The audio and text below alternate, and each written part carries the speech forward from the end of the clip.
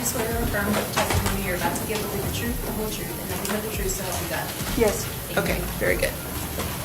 You may proceed. We talked earlier about the sentencing coming up on December 8th for Alicia Andrews' case. Well, her attorney just recently posted something online with a new Word on the street is Foolio's ex-girlfriend is about to get locked up for allegedly helping him handle his crimes. And when you really look at how deep she was tied into his life, even becoming a target herself, it starts to click in a wild way.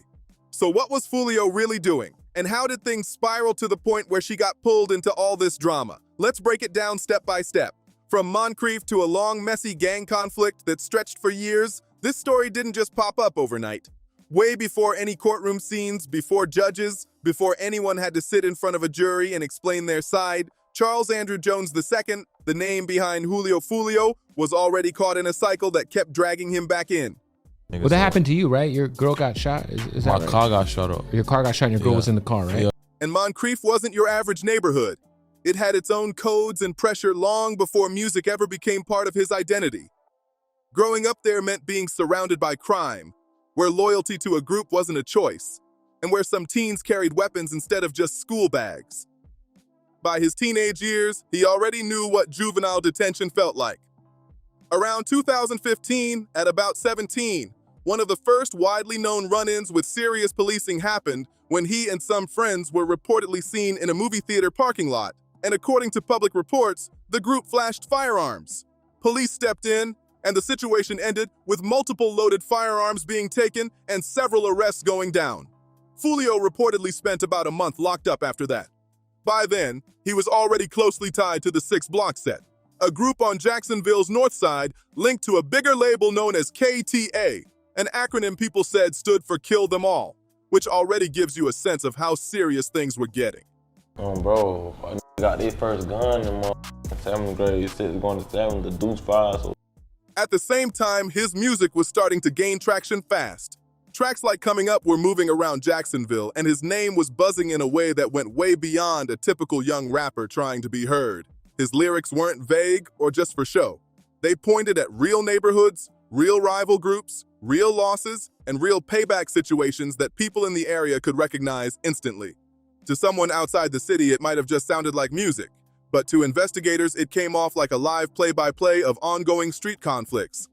And that conflict didn't just appear out of nowhere. It had been building on the north side long before Foolio was even old enough to drive a car. His 6 Block group was deeply tied into ongoing issues with rivals like Head First Ent, also called HFE, and later with ATK, a group connected publicly to rapper Youngin Ace, plus another faction known as 1200. By the time Foolio became widely known across Jacksonville, those tensions had already led to serious violence on multiple sides over nearly a decade.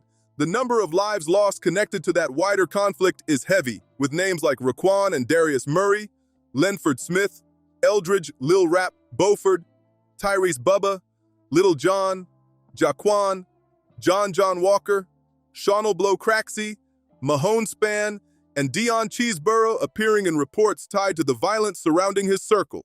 Each name marked a life lost, and every loss seemed to spark the next move, the next diss track, the next retaliation, the next funeral, lined up right after. The cycle didn't slow down, it just kept spinning faster. In 2018, Foolio's childhood friend, known as Trey D, was killed at a block party that turned chaotic after it was reportedly disrupted by members tied to ATK. Trey D had a reputation on the streets as an enforcer, with claims floating around that he had been involved in serious violence connected to Foolio, though most of that comes from street talk and rival stories, not official court records. His death only pushed tensions even higher. Then in February 2019, another situation hit close. Adrian Garner, known as Lil Bibby, was killed right outside Foolio's own apartment. Reports at the time linked the shooter to Zuv, a Jacksonville rapper connected to the opposing side of the conflict. The fact that it happened at Foolio's address sent a loud message that things were escalating and getting personal. At that point, it felt like nowhere in Jacksonville was truly out of reach. Not your neighborhood, not your block, not even your own front door. He starts walking around the interview room, and then he starts going, and then he walks around, and then he does it again. There were ongoing rumors and street discussions in law enforcement circles tying Foolio to multiple incidents involving HFE members, but none of those claims led to a direct homicide conviction against him. Cases like these often depended on witnesses stepping forward, and that kind of cooperation was rare in situations like this. Every name came with a chain reaction. One loss leading straight into the next diss, the next retaliation, the next funeral showing up way too soon. The cycle didn't stop. It just kept rolling without a break. Back in 2018, Foolio's childhood friend, known as Trey D, lost his life at a block party that turned chaotic after it was reportedly interrupted by people tied to ATK. On the streets, Trey D had a reputation as an enforcer, with claims saying he was involved in serious violence connected to Foolio. But most of that comes from rumors and rival talk, not official court documents. That moment only raised the pressure even more. Then February 2019 hit, and things got even closer to home. Adrian Garner, known as Lil Bibby, was killed right outside Foolio's apartment. Reports at the time connected the shooter to Zoov, a Jacksonville rapper linked to the opposing side. The fact it happened at Foolio's own place made it feel like the line had completely disappeared. At that point, nowhere in Jacksonville felt safe. Not your area, not your street, not even outside your own door. There were ongoing claims and street conversations and law enforcement discussions tying Foolio to multiple incidents involving HFE members, but none of it led to a direct homicide conviction against him. Cases like that depended on people speaking up, and that kind of cooperation almost never happened in situations like this. Witnesses stayed quiet, cameras never clearly caught faces, and the only thing that sometimes sounded like a confession was a song. Like, niggas, like, in my city, nobody don't go on, bro. Like, everybody's straight on go, like, 24/7. But music alone doesn't always build a real case. His image as Lil Six boosted his name heavy, but it also made him more exposed at the same time. Detectives involved in cases tied to the larger conflict even testified that 6 Block's alleged role in retaliatory violence was reflected all through the music itself. Rap videos, social media posts, and lyrics started getting picked apart like evidence files, used to track who was claiming what. Ain't no line, it just keep getting escalated and up, you know what I'm saying? That's just how it is. Who was tied to which side, and who people believe was responsible for certain incidents. Foolio's music catalog didn't just live on streaming platforms, it showed up in gang intelligence reports too. The same tracks pulling in millions of views were also putting his name on official watch lists. During all this, while violence connected to both sides kept rising, Foolio's actual adult record stayed lighter than many expected based on his reputation. Law enforcement kept a close eye on him, but most of the charges that stuck were smaller, paperwork-type issues instead of major violent offenses. He was labeled a documented gang member, seen as a key figure by many, but inside a courtroom, his file looked surprisingly thin for someone linked to so much controversy. That contrast says a lot about the situation he was moving in, and all of it was already in motion long before that Tampa hotel birthday moment even happened. Everything in his adult life, the music, the close calls, and even the ambush that came later, traces right back to that intense 10-year stretch of violence in Jacksonville, where both sides kept score through retaliation instead of resolution. That cycle shaped everything around him, and it didn't slow down when real legal trouble finally stepped in. The case that ended up defining Foolio's official adult record kicked off in April 2022, when Jacksonville Sheriff's Office gang unit officers pulled him over on Division Street over illegally dark window tint on his blue Dodge Durango. What seemed like a basic traffic stop quickly turned into something bigger. According to the arrest report, instead of stopping immediately, he kept moving for about 3 blocks at a slow pace before eventually stopping in the middle of the road. Officers labeled that as fleeing and eluding, which instantly raised the stake. When officers approached the vehicle with weapons drawn, Foolio reportedly told them there was a firearm inside the car. The weapon was taken, and he, along with 2 passengers, were detained for hours while everything was sorted out. What followed wasn't quick. It turned into a drawn-out legal battle, with his defense team pushing back hard on how the entire situation was handled. His lawyers filed motions arguing the stop itself wasn't valid, saying the alleged fleeing was minor, and even claiming that a prosecutor showed up on the scene to guide officers in real time. They fought to get the evidence thrown out and the case dismissed, pointing out that the extended detention crossed legal lines and that the gang unit's focus on him went far beyond just a tint violation. According to their argument, the whole stop looked more like a targeted search than a routine traffic issue, and that raised serious questions about how it all went down. JSO's gang unit had been watching Foolio for years, and his attorneys pointed to the details of that stop as proof this wasn't just some random patrol pulling someone over. They argued it looked targeted from the start. By September 2022, after months of back and forth in court, Foolio made a move. He took a plea deal. He entered a no-contest plea to tampering with evidence, a third-degree felony, and ended up with 6 months of probation, which he served at a confidential location in Georgia. As part of that deal, the fleeing and eluding charge along with the tint violation were handled and cleared within the agreement.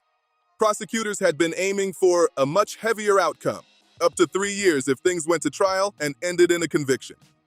Instead, he completed probation quietly out of state and then stepped right back into making music like nothing slowed him down. On paper, that ended up being the full extent of his adult criminal record. A single felony tied to evidence tampering, along with earlier juvenile issues and records that aren't fully public. That's a sharp contrast to the image surrounding his name. Because when you look at reports, gang intelligence, and testimony from other cases, his name kept coming up in connection to one of the most intense and long-running street conflicts Florida had seen in years. Foolio and his legal team consistently pushed back on that narrative, saying the repeated stops were more about harassment than actual crimes, arguing his label and music kept him under constant watch, even during moments where no clear law was being broken. What the official record didn't really show was how his real life kept getting cut off by gunfire again and again. While prosecutors were focused on that Division Street stop, a whole different danger was following him in the streets. In July 2023, while out in Houston, Texas, Foolio was shot in the leg during an incident that could have ended much worse. He survived it, made his way back to Jacksonville, and kept it moving like nothing could slow him down. For most people, something like that would completely change everything. For him, it was just another moment in a long story.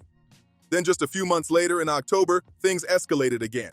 He was inside a Dodge Charger on Jacksonville's 3100 block when rivals opened fire into the car. Somehow, he survived that situation too. And by the time news spread about that second attempt, the pattern was impossible to ignore. At that point, it was clear. He had become a constant target, and the people against him weren't backing off at all. Every time he made it through, it sparked more music, more posts online, and more tension building right after.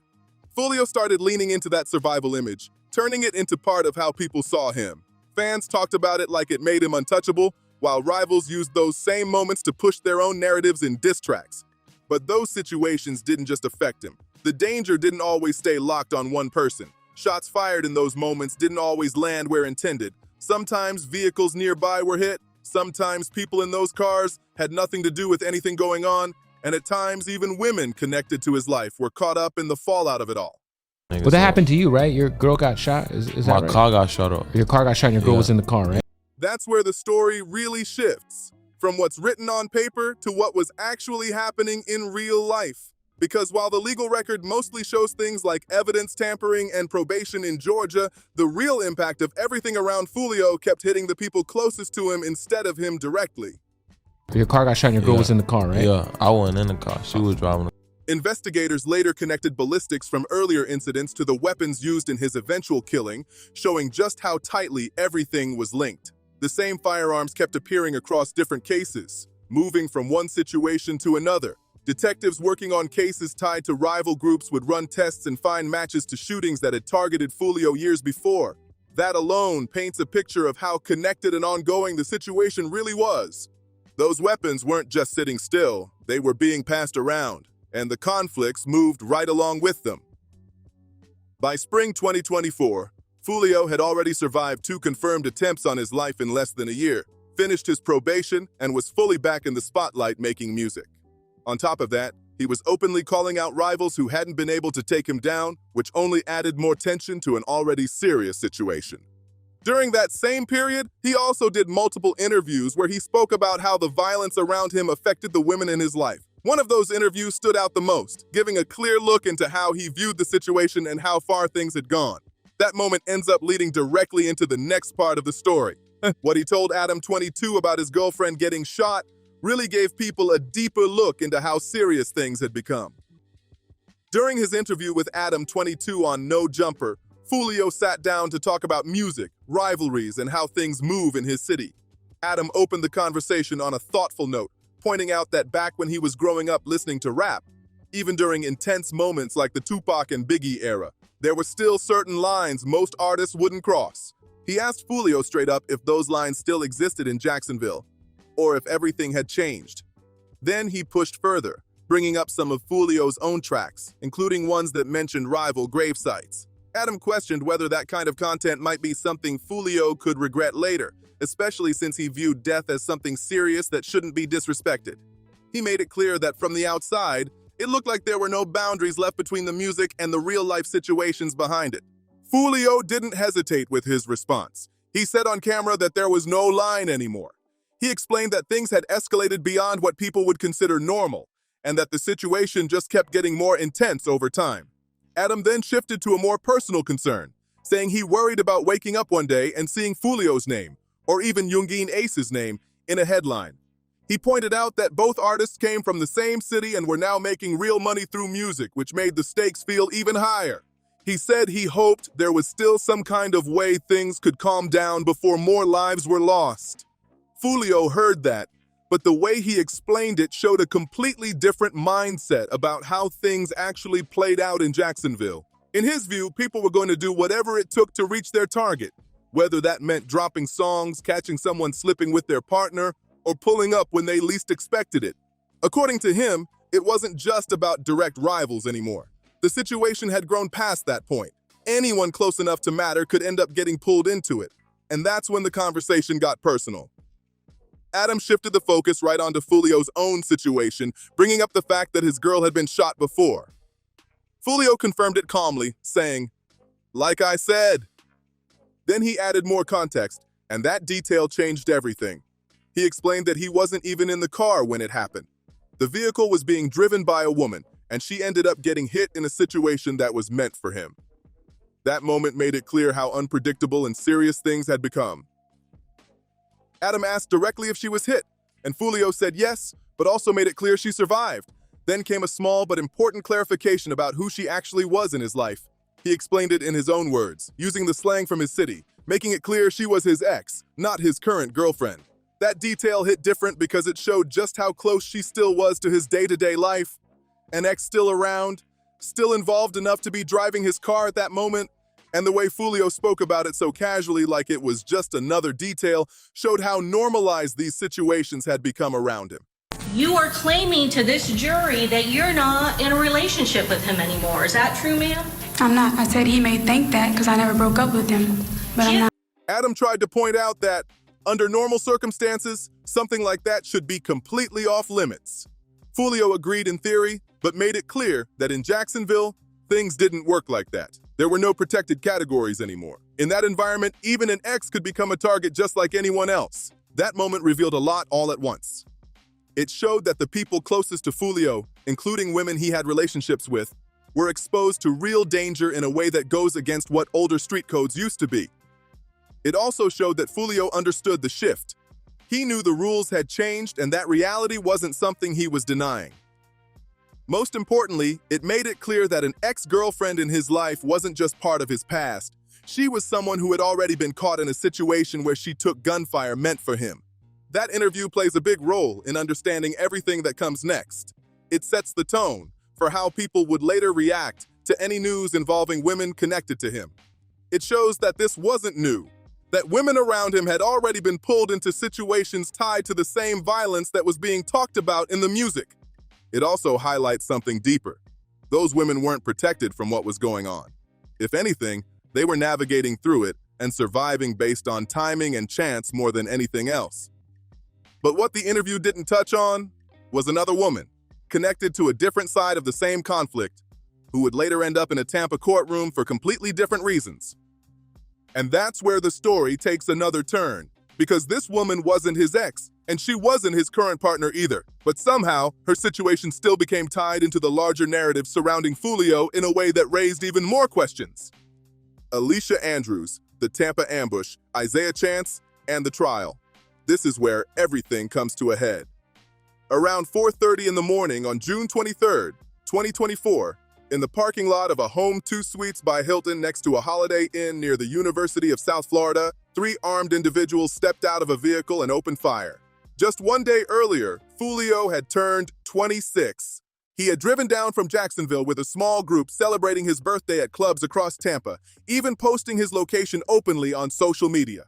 According to court reports, the weapons used in that ambush included 2 AR-style rifles and a Glock 19 fitted with an extended magazine, showing how planned and serious the situation was. Dozens of rounds were fired into a 3-car convoy, including the Dodge Charger Foolio was sitting in, which was left covered in bullet holes. He was hit multiple times, suffering fatal injuries to his heart, lungs, and aorta, and he died right there at the scene. 3 others were injured, but managed to survive that night. In the days after, Tampa police released surveillance footage showing suspects allegedly tracking his movements from place to place in the hours leading up to the shooting. That detail made it clear this wasn't random, it was coordinated. Investigators later charged 5 individuals from Jacksonville in connection to the case: Isaiah Chance, Sean Gathright, Rashad Murphy, Davian Murphy, and a 21-year-old woman named Alicia Andrews. She was the only woman among those charged.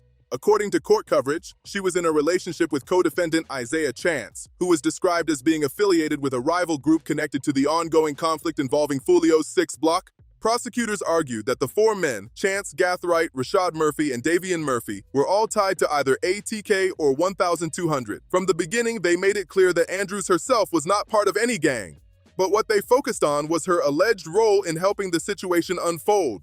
Their case leaned on Florida Statute 777.011, which basically means someone can be treated as fully responsible if they helped, supported, or encouraged a crime, even if they never actually carried it out themselves. Under that argument, Andrews didn't need to fire a weapon to face serious charges. Prosecutors claim she played a key role in helping others locate Foolio as he moved through Tampa that night. According to their version of events, Andrews and Chance used phones, vehicles, and even social media activity to keep track of his location as he went from club to club and eventually back toward the hotel. Investigators also pointed out that Andrews didn't fit the profile of someone law enforcement would immediately focus on. Because of that, they claimed she used her own phone and her own car, which they argued helped the group move without drawing attention. During her testimony, Andrews stated that she had already broken up with Chance, adding another layer of complexity to how her involvement was being interpreted. In simple terms, the prosecution framed it like this: she was the clean phone and the clean license plate that helped everything operate without raising alarms. Then there was her past, which also came up in court. Back in 2021, when she was around 17, Andrews had sent messages to a close friend, SN Saring, about Foolio, in the context of the ongoing conflict in Jacksonville.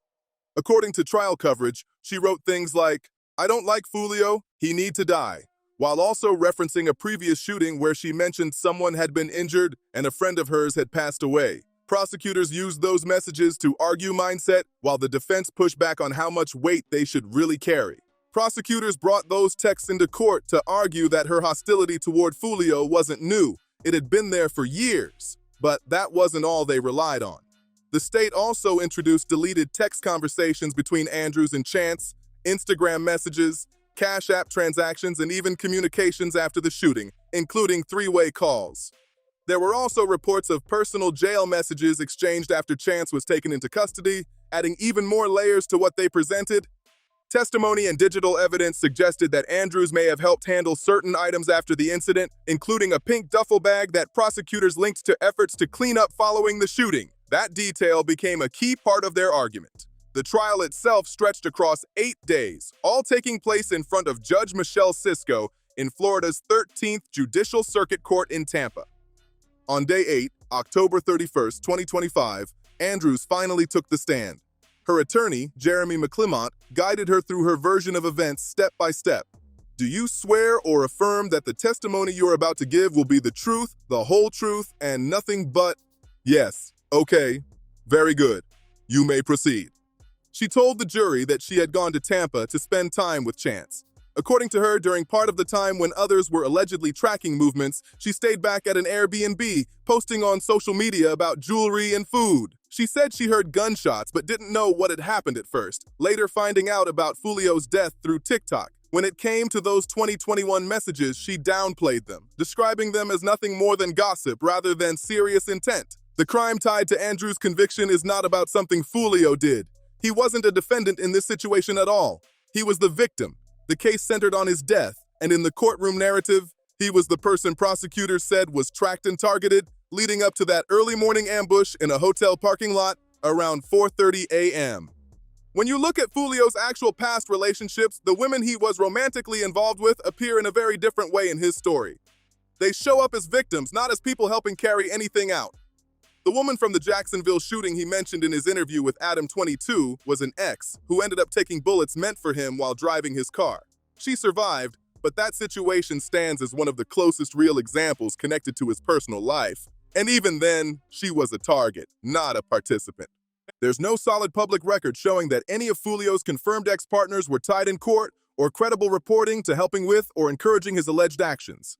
That distinction matters when separating rumors from what's actually been proven. Right now, Alicia Andrews remains in custody, waiting on the next steps.